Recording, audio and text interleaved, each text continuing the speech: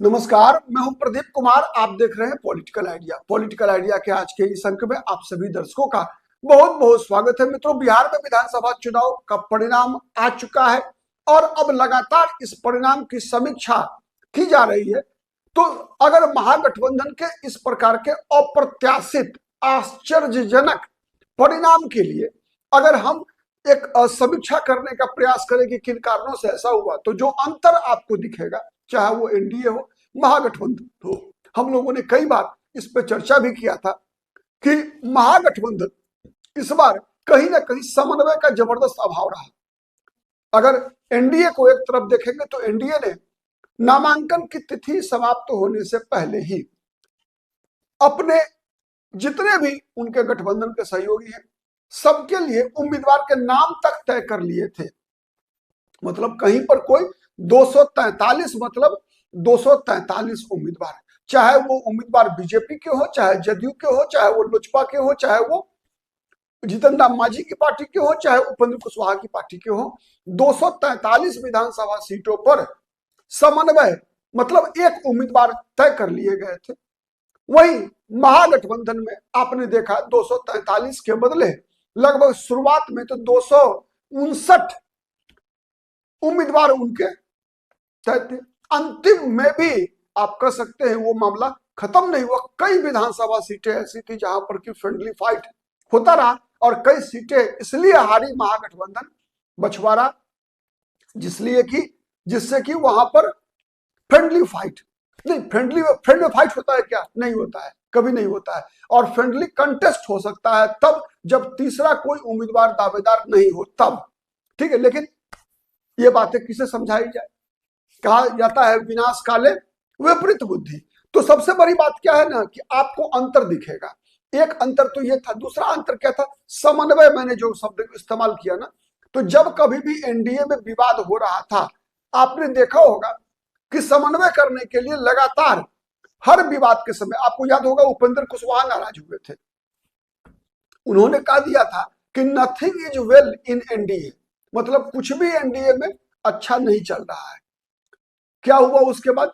सीधा नित्यानंद राय जो केंद्रीय गृह राज्य मंत्री है उनके आवास पहुंचते हैं और उनको लेकर सुबह सुबह फ्लाइट से उड़ जाते हैं दिल्ली। उपेंद्र कुशवाहा की बात करवाई जाती है अमित शाह से, मामला सेटल हो जाता है। उपेंद्र कुशवाहा कहते हैं कि एनडीए में कोई विवाद नहीं है, 243 सीटों पर हमारे उम्मीदवार लड़ रहे हैं। जीतन राम मांझी 15 सीट 20 सीट की चर्चा कर रहे थे, हर प्रकार का ड्रामा किया, उन्होंने दबाव बनाने का प्रयास किया। लेकिन जब उनको 6 सीटों पर संतोष करना पड़ा तो जीतन राम मांझी ने क्या भी बयान दिया। नीतीश कुमार नाराज हुए, पहले लोजपा नाराज चल रही थी, फिर लोजपा संतुष्ट हुई तो फिर नीतीश कुमार नाराज हुए। कई ऐसी सीटें लोजपा को दी गई थी बीजेपी के द्वारा जो जदयू नहीं चाहती थी, फिर बीच का रास्ता निकालना पड़ा। बीच का रास्ता निकालने के लिए सोनबरसा जो सीट दे दी गई थी लोजपा को, वापस जदयू को दे दिया गया। लेकिन महुआ विधानसभा सीट जो जदयू के लिए छोड़ी गई थी उस सीट को लोजपा को दी गई। वहां महुआ पर उपेंद्र कुशवाहा का भी दावा था, लेकिन उपेंद्र कुशवाहा को नहीं दिया गया। बदले में कहा गया कि आप सासाराम की सीट जो है जहां जदयू के उम्मीदवार थे वहां से पत्नी को लड़वा लीजिए। तो एक समन्वय वहां पर चल रहा था और इन सब समन्वय की मॉनिटरिंग अमित शाह कर रहे थे। इतना ही नहीं, बीजेपी में भी जहां कहीं भी बागी उम्मीदवार चुनाव लड़ने को आतुर थे, तैयार थे, अधिकतर जगहों पर एक आध 2-4 सीट छोड़ दीजिए, अधिकतर जगहों पर अमित शाह ने खुद उन तथाकथित बागी उम्मीदवार से बुलाकर बातचीत की और उनको संतुष्ट करने का प्रयास किया और उनको चुनावी रेस से बाहर करवाया। ऐसे कई विधानसभा सीटें थी। पटना साहिब में पटना के मेयर के पुत्र चुनाव लड़ना चाहते थे, जहां से मैथिली ठाकुर चुनाव जीत कर आई, वहां से बीजेपी के पुराने कार्यकर्ता पप्पू सिंह चुनाव लड़ना चाहते थे। हर उम्मीदवार को बुलाकर अमित शाह ने खुद बातचीत किया और उनको संतुष्ट करके विदा किया, जिससे कि बीजेपी के किसी उम्मीदवार के खिलाफ कोई बागी न खड़ा हो सके। लेकिन महागठबंधन में क्या हुआ? आपस में, चाहे वो कांग्रेस की सीट हो, वहां सीपीआई लड़ रही थी, कांग्रेस की सीट पर आरजेडी लड़ रही थी, आरजेडी लड़ रही थी, वीआईपी को दी गई सीट पर भी, और कुछ चीजें सामने थी, कुछ चीजें पीछे से हो रहा था, और इसको समन्वय करने की जिम्मेवारी किसकी थी? एनडीए में किसने निभाया वो जिम्मेवारी? बीजेपी ने। क्यों? इसलिए कि बीजेपी सबसे बड़ी पार्टी है एनडीए की, बीजेपी एनडीए की रीढ़ है। तो महागठबंधन की रीढ़ कौन थी? महागठबंधन की रीढ़ तो आरजेडी थी, लेकिन आरजेडी, तेजस्वी यादव ने क्या किया? अगर मुकेश सहनी नाराज हुए तो मुकेश सहनी को मनाया तेजस्वी यादव ने? नहीं मनाया। अमित शाह ने मैथिली ठाकुर के खिलाफ तैयारी कर रहे, नामांकन की तैयारी कर रहे उम्मीदवार से बुलाकर बात किया। तो क्या अमित शाह छोटे हो गए? अमित शाह ने पटना में साहिब में अगर किसी शिशिर साहू, जो पटना के मेयर के पुत्र हैं, जो विधानसभा चुनाव लड़ने की बीजेपी के अधिकृत उम्मीदवार के खिलाफ तैयारी कर रहे थे, ऐसे कई हैं, मैंने उदाहरण के लिए केवल 2 नाम बताया आपको। तो अमित शाह ने अगर उन उम्मीदवारों को बुलाकर उनसे बातचीत किया, चाय पिया और संतुष्ट किया, तो क्या अमित शाह की औकात घट गई? लेकिन तेजस्वी यादव ने क्या किया? किसी से बुलाकर बात किया क्या? क्या आरजेडी के सीटों पर कहीं आरजेडी के बागी उम्मीदवार चुनाव लड़ रहे थे, तो क्या तेजस्वी यादव ने उससे बातचीत किया क्या? समझाया उसे? फुसलाया बहलाया उसे? नहीं। मुकेश सहनी नाराज थे तो मुकेश सहनी को भी नहीं फुसलाया। मैं फुसलाने की बात इसलिए शब्द इस्तेमाल कर रहा हूं कि कई बार ऐसा होता है कि जब आपसे कमजोर पार्टी हो या आपसे मतलब आप पर आश्रित हो कोई, तो उसे कई बार मतलब जिसे हम कहते हैं ना कि दूरदृष्टि से आप, मैंने कई बार मैं कहूं ना, एक लाभ होता है क्या कि तत्कालिक लाभ होता है, दूसरा क्या होता है? लंबे समय के लिए। ठीक है, तो बीजेपी जिस प्रकार से चिराग पासवान पर एक लंबे समय के लिए इन्वेस्ट कर रही है, चिराग पासवान आज नरेंद्र मोदी का अपने आप को हनुमान कहते हैं, तो ये लंबा इन्वेस्टमेंट है। कोई जरूरी नहीं है कि चिराग पासवान अभी मुख्यमंत्री बनने वाले हैं, लेकिन चिराग पासवान पर बीजेपी लंबा इन्वेस्ट कर रही है। तो क्या ऐसी कोई योजना तेजस्वी यादव के पास था कि मुकेश सहनी को वो साध के रख सके? उल्टा उनके गृह क्षेत्र में ही गौरा बोरा में खेला कर दिया गया। कांग्रेस की जीती हुई सीटें कांग्रेस से छीन ली गई, और मैसेज क्या दिया गया? जब वोटर अधिकार यात्रा चल रहा था बिहार में, उसके बाद तुरंत बिहार अधिकार यात्रा तेजस्वी यादव का। क्यों? और बिहार अधिकार यात्रा में कोई नहीं था, न कांग्रेस के लोग थे, न सीपीआई के लोग थे, न सीपीआई-एम के लोग थे, न सीपीआई-एमएल के लोग थे। जो जिसका सीपीआई-एमएल का जिन क्षेत्रों से होकर तेजस्वी यादव का वोटर अधिकार यात्रा गुजरा, उन क्षेत्रों में सीपीआई-एमएल की पकड़ अच्छी खासी है। तो क्या सीपीआई-एमएल के नेताओं को तेजस्वी यादव के मंच पर जगह मिली? नहीं मिली। तो संदेश क्या था? संदेश यह था कि वोटर अधिकार यात्रा में जिस प्रकार से राहुल गांधी का चेहरा चमका था, तो तेजस्वी यादव का चेहरा उतना चमका नहीं था जितना राहुल गांधी का चमका था।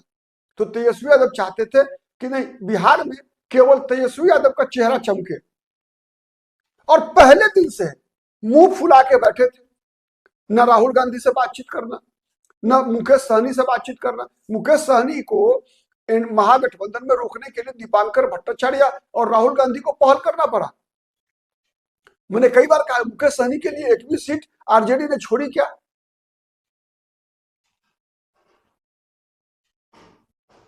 नहीं छोड़ी। तो अंतर क्या है? अब अंतर ये आ गया कि सब जगह अनार्की, अराजकता, अराजकता की स्थिति थी। वही एनडीए में क्या हो रहा था? एनडीए में जब कभी भी कोई भी विवाद अगर क्रिएट करने का प्रयास हुआ, तुरंत उस पर एक्शन हुआ, उस पर तुरंत एक्शन हुआ गठबंधन के हर दल की तरफ से। आपने देखा कि जिस पर शुरुआत में सासाराम में इस बार भी स्नेहलता कुशवाहा, उपेंद्र कुशवाहा की पत्नी, चुनाव में परेशान थी, जीतने की उम्मीद कम थी, लेकिन वहां बीजेपी के लोगों ने जबरदस्त ताकत लगा दिया कि किसी तरीके से, पिछली बार उपेंद्र कुशवाहा की हार का कलंक है बीजेपी के माथे पर, तो इस बार स्नेहलता कुशवाहा की हार का कलंक नहीं लगे। उपेंद्र कुशवाहा से ज्यादा बीजेपी के लोग स्नेहलता कुशवाहा को जिताने के लिए जान लगा दिए थे। क्या ऐसा कुछ दिखा आपको महागठबंधन में? नहीं, उल्टा फ्रेंडली फाइट, उल्टा सहमत साजिश। मुकेश सहनी को गौरा बोराम में चुनाव लड़वा कर उनको हरा देने की साजिश रची गई। समय रहते मुकेश सहनी ने भाप लिया, अपने बदले भाई को नामांकन कराया। जब अंत तक स्थिति नहीं सुधरी तो भाई को भी अपना मैदान से हटना पड़ गया। लेकिन माहौल क्या हुआ? माहौल तो पूरे दरभंगा और समस्तीपुर जिला में मैसेज क्या गया? मैसेज ये गया कि सहनी, वैसे भी सहनी निषाद जाति जो है दरभंगा, मधुबनी, समस्तीपुर, सहरसा, सुपौल, ये जो इलाका है, जो मिथिलांचल का इलाका है, जो वैशाली का इलाका है, तिरहुत का इलाका है, वहां सहनी समाज के लोग माने जाते हैं 90 के दौर से ही कि उनका हिंदुनाइजेशन हो चुका है, बीजेपी के परमानेंट वोटर माने जाते हैं वो। तो और वहां जब आप एक ऐसे विधानसभा सीट पर गौरा बोराम में जहां पर कि संदेश क्या गया, संतोष सहनी के नामांकन मतलब चुनावी रेस से हटने, अफजल खान आरजेडी का उम्मीदवार सिंबल लेकर चुनाव लड़ रहा है। संदेश क्या गया कि एक सहनी समाज के बड़े नेता के भाई को सरेंडर कर देना पड़ा, किसके समक्ष? अफजल खान के खिलाफ। उसका परिणाम क्या हुआ? पूरे दरभंगा जिला में हिंदू मुसलमान हो गया। क्योंकि संतोष सहनी के कारण सहनी समाज ही वीआईपी का वोटर नहीं बना, महागठबंधन के साथ नहीं था। सॉरी, बीजेपी के लोगों ने सहनी समाज के लोगों को चिढ़ाना शुरू किया कि देख लिया ना आरजेडी का औकात, आरजेडी की साजिश देखो, और रातों रात मामला पलट गया। मैथिली ठाकुर हारने वाली थी अलीनगर से, बेनीपुर से अजय चौधरी जदयू के उम्मीदवार हारने वाले थे, दरभंगा शहर में संजय सरावगी परेशान थे, दरभंगा ग्रामीण ललित यादव हार जाएंगे आरजेडी के, किसी ने कल्पना नहीं की थी। हायाघाट बीजेपी के उम्मीदवार रामचंद्र शाह जीत जाएंगे, किसी ने कल्पना नहीं किया था। क्या हुआ ऐसा रातों रात? चुनाव से 2 दिन पहले मैंने बताया था, मैंने वीडियो बनाया था कि मुकेश सहनी ने जितवा दिया बीजेपी को। तो ये मुकेश सहनी की गलती नहीं थी, शुरुआत किसने किया? और हो सकता है मुकेश सहनी की आंतरिक योजना हो, जब आरजेडी से धोखा मिला तो मुकेश सहनी ने खेला किया। पूरा का पूरा चुनाव दरभंगा में हो गया हिंदू वर्सेस मुसलमान। जाले कांग्रेस जीतने जा रही थी, केवटी आरजेडी जीतने जा रही थी, दरभंगा ग्रामीण आरजेडी का जीतना तय था। ये सभी सीटें आरजेडी और कांग्रेस के हिस्से की सीटें थी। अंतिम 2 दिन में ऐसा ध्रुवीकरण हुआ, धार्मिक ध्रुवीकरण, जिसका परिणाम हुआ कि सब सीटें एक तरफ से एकदम क्लीन वॉश हो गया एकदम। कौन जिम्मेवार है? केवल एक। लेकिन नजर कहां था? कभी यह नहीं कहा गया कि नीतीश कुमार को हटाइए चुनाव अभियान में, आरजेडी के तेजस्वी यादव के अभियान में। केवल और केवल एक लाइन, तेजस्वी को बनाइए मुख्यमंत्री, बस तेजस्वी को, जबकि मैंने 75 बार कहा है। और ये मैंने क्या, सब लोग जानते हैं, बिहार में जब तुलना होगा तेजस्वी यादव मतलब लालू यादव के परिवार से और नीतीश कुमार में, तब नीतीश कुमार भारी पड़ेंगे। यही कारण था कि कांग्रेस के लोग नहीं चाहते थे, राहुल गांधी नहीं चाहते थे कि तेजस्वी यादव को मुख्यमंत्री का उम्मीदवार बनाकर चुनाव लड़ा जाए।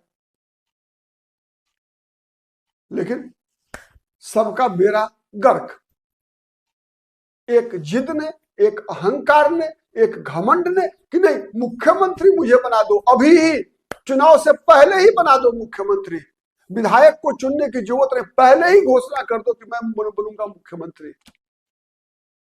और ये घमंड, उतना ही नहीं, मैं ही बनूंगा और मेरे गठबंधन में भी कोई पार्टी ऐसा नहीं हो जिसकी सीटें अच्छी खासी आ जाए जिससे कि वो दबाव बनाने की स्थिति में हो। कांग्रेस नहीं बढ़ना चाहिए, मुकेश सहनी को औकात में रखना है।